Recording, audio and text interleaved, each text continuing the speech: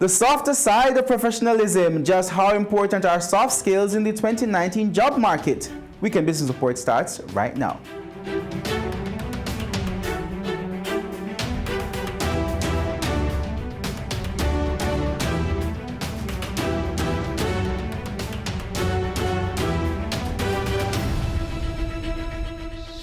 Hello and welcome to the show. I'm Kenil Gale. Thanks for joining us this week.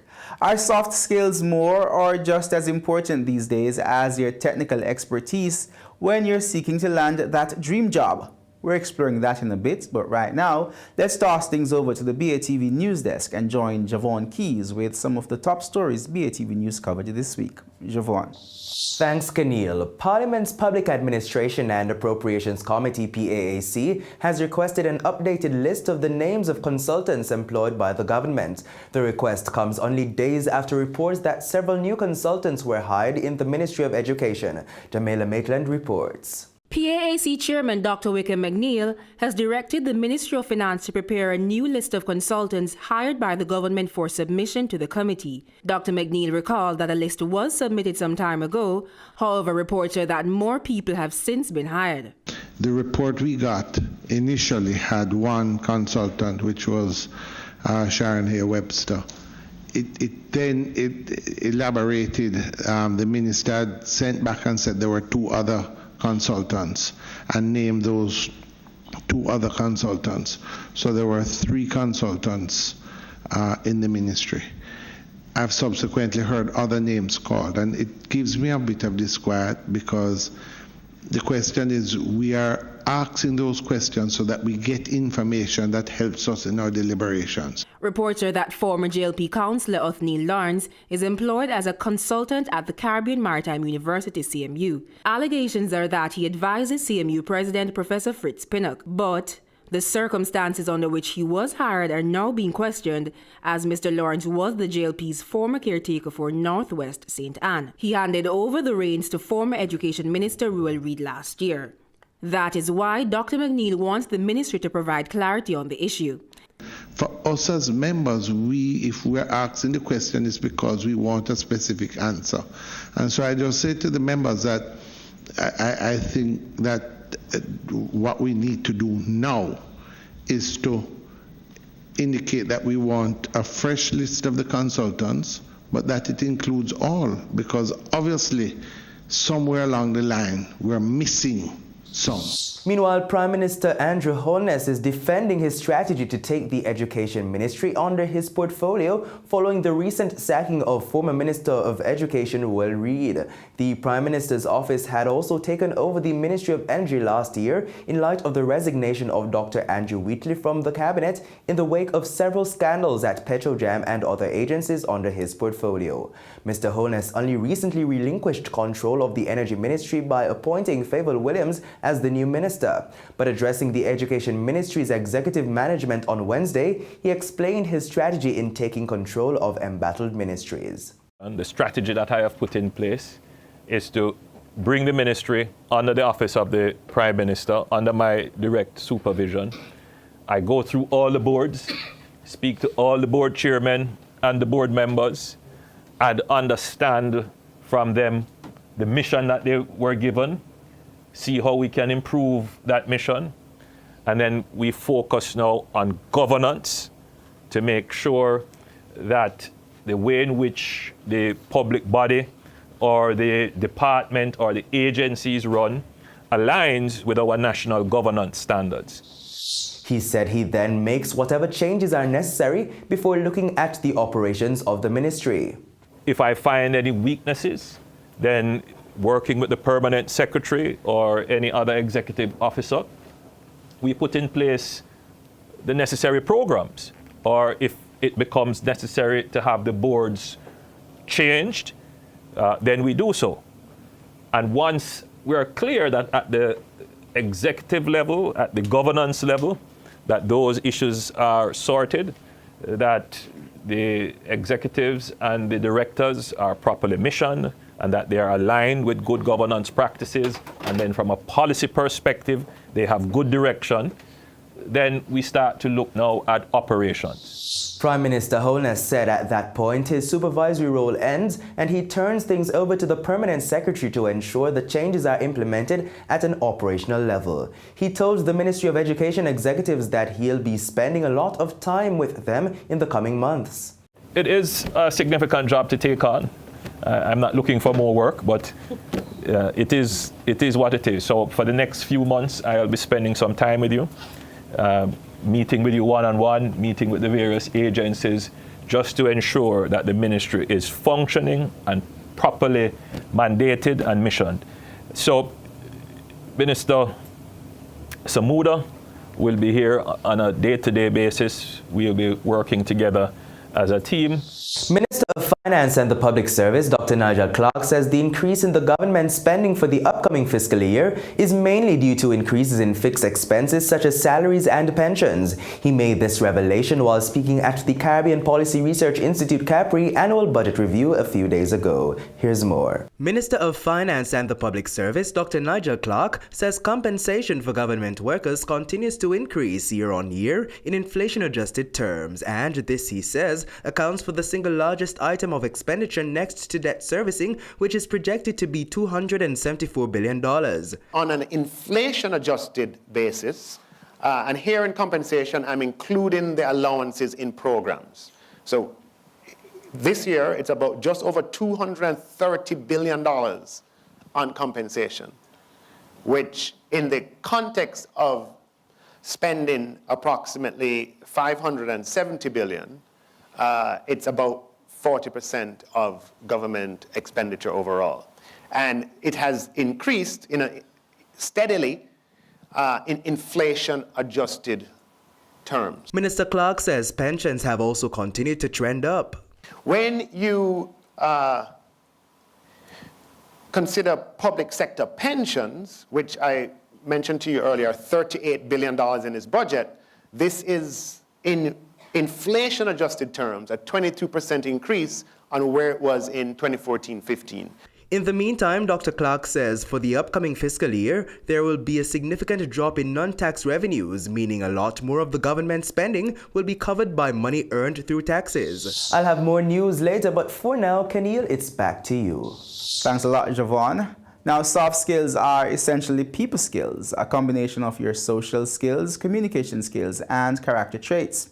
So, how important are these in today's job market? Joining me now to talk more about this is Associate Professor of Public Relations at Roger Williams University in the US and author of the Personal Branding and Career Development book, Brand You, Dr. Hume Johnson. Dr. Johnson, thanks so much for joining us here on Weekend Business Report. Thank you, Keneal. Very nice to be with you. Now, first up, are more employers putting emphasis on soft skills these days when it comes to assessing candidates? Absolutely. Soft skills have always been important to an employer's assessment of candidates. However, in the digital age, when we're talking to the person next to us in the cubicle via text, employers are recognizing that it's even more important to create an environment where employees are able to interact with each other. They're able to create a more positive work environment. And employers having soft skills is essential to creating this kind of environment where they can collaborate effectively to get the work done. You also have to realize that soft skills are transferable skills, which means that these are skills that you can always take with you anywhere you go to any employment. And so it's very essential for both the employer getting employees who are strong on soft skills and also for employees to recognize what their soft skills are in order to leverage those to access different opportunities both within their organization and elsewhere.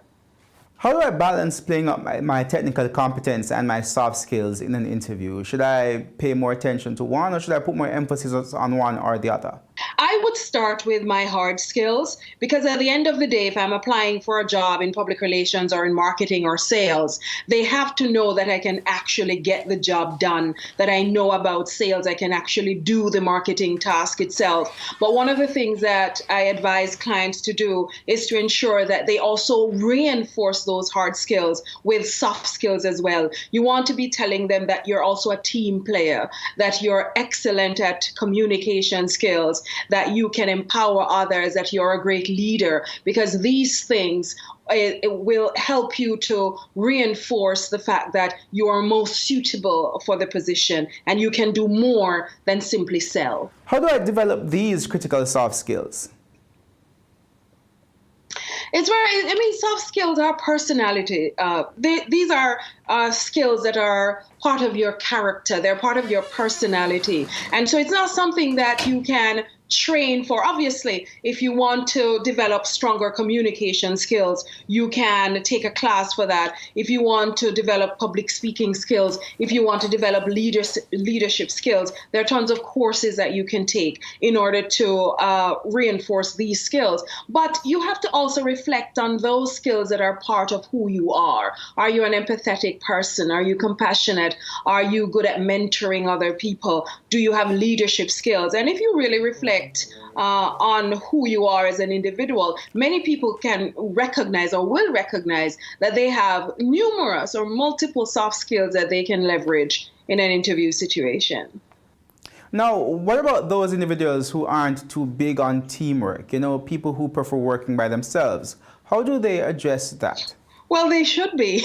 They should be big on teamwork. It is very important to show that you can take initiative, that you can work independently. That's a very strong asset as well. But it's also important to demonstrate that you are also willing and good at being in a team. Many tasks, as you well know, require teamwork and collaboration and interactivity in order to get the task done in a very efficient and productive way. And so individuals have to show that, listen, I can operate with others, I can work independently, but I'm also willing and able to work with others. There are persons, yes, that are averse to working in teams, but what they can do is to think of it as, what can I offer? What value can I offer to this team? And if I'm not a part of this team, what essential traits or attribute will that team not have as a result of my absence from it, and what value can I offer? And if they were to approach it like that, they'll realize that they are also lending a brand about themselves, which will be beneficial later on. Should soft skills be included on a resume? Absolutely. I was just looking at the resume of the chairman of Yahoo, Marissa, and on it she has strengths, and she's talking about that she's a motivator, she's a leader, and she's also mentioning some of the technical skills she has in terms of IT. She's also talking about her experience and some of the things that have inspired her on the actual one-page resume. And so this section on your resume where you talk about what your skills are, it is very important as well to say, alongside my sales and my marketing and my coding skills, I'm also excellent at communication. You can simply list those. Communication skills, I'm hardworking, I'm a team player. Nothing is wrong with throwing a couple of those things in. That is going to be, soft skills are going to be some of those things that they're actually looking for. Everybody comes in and they can do the job. And so what is your competitive edge? What makes you stand out? What added value can you bring to the table? And very often, these are the soft skills that you can actually lean into to demonstrate that you're the best person for the job. Dr. Hume Johnson, thanks so much for joining us here on the Weekend Business Report. We really appreciate it. Thank you so much, Keneal. No worries. Company news comes up next, then later, designer babies and the ethics of genetic editing. We'll take a closer look later on in the show. More WBR after this break.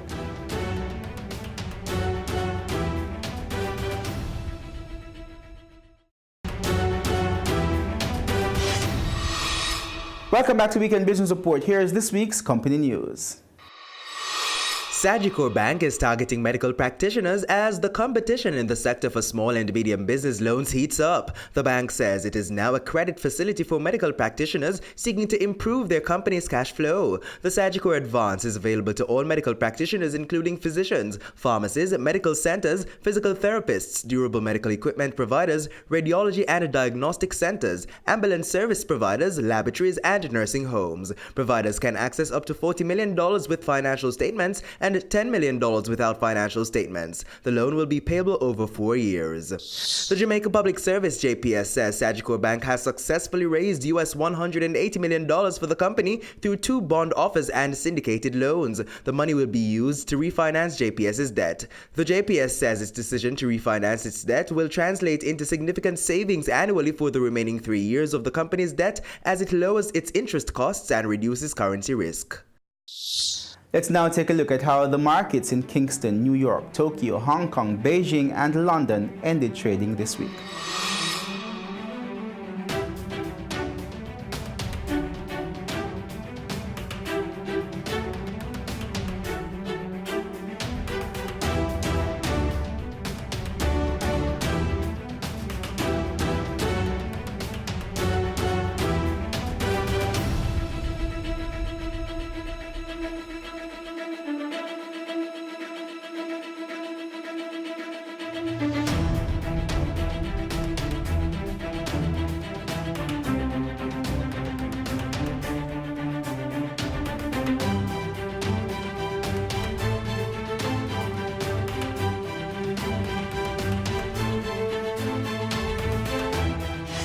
When we come back, more of the week's top stories from the BATV News Desk, so stay with us.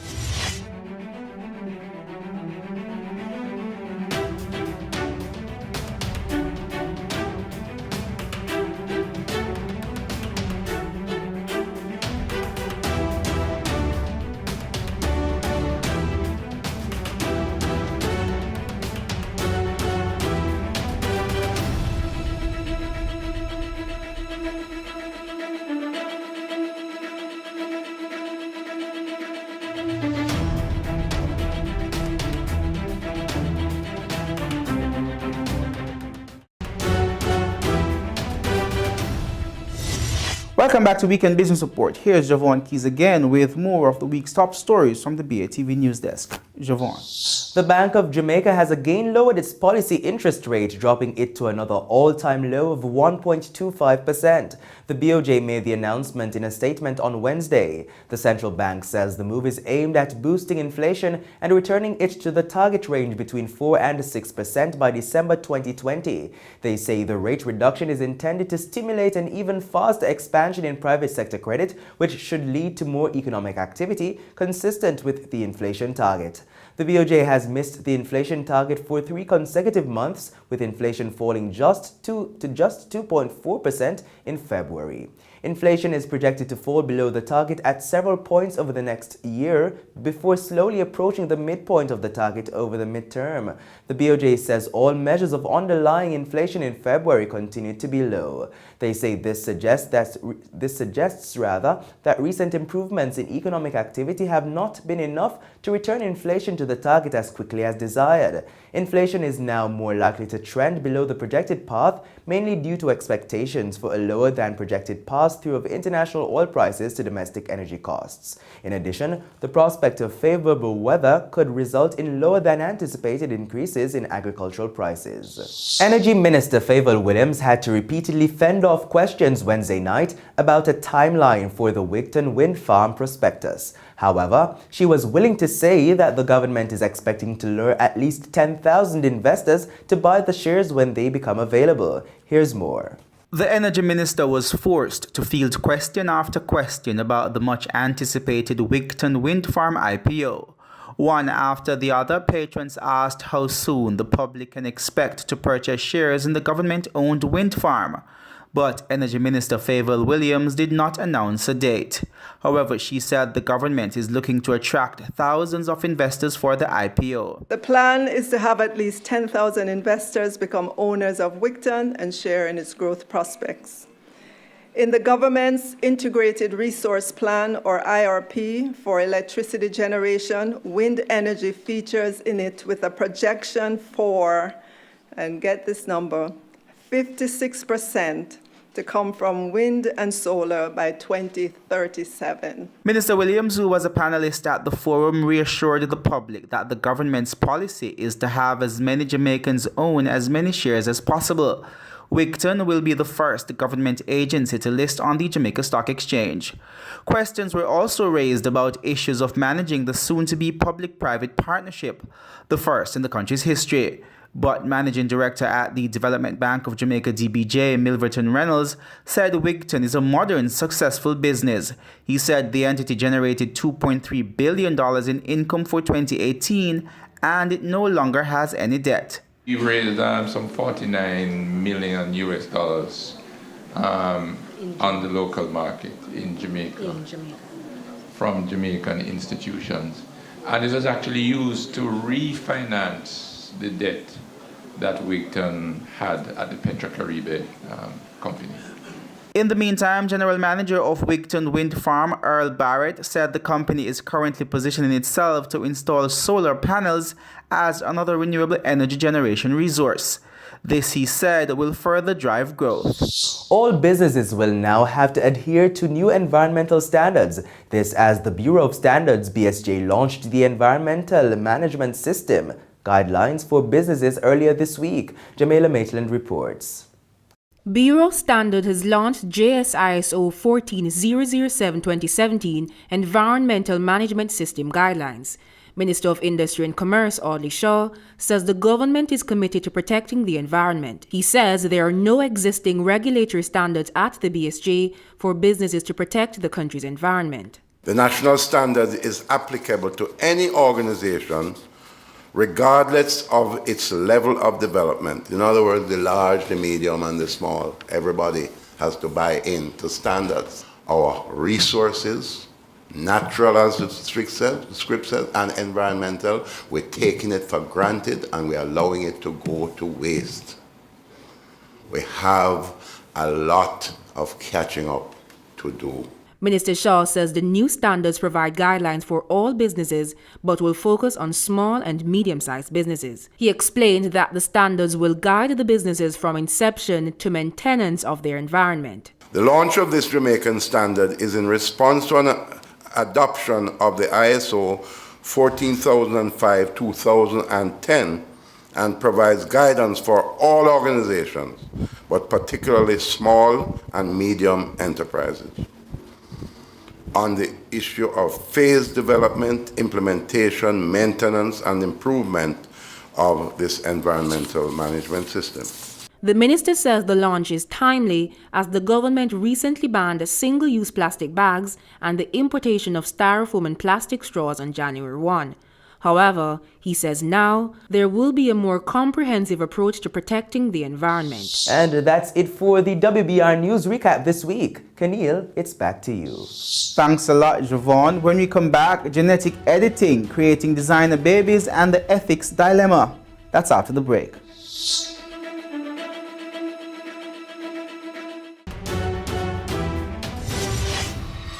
Welcome back to Weekend Business Report. A Chinese scientist caused an uproar when he altered the DNA of twin baby girls as embryos.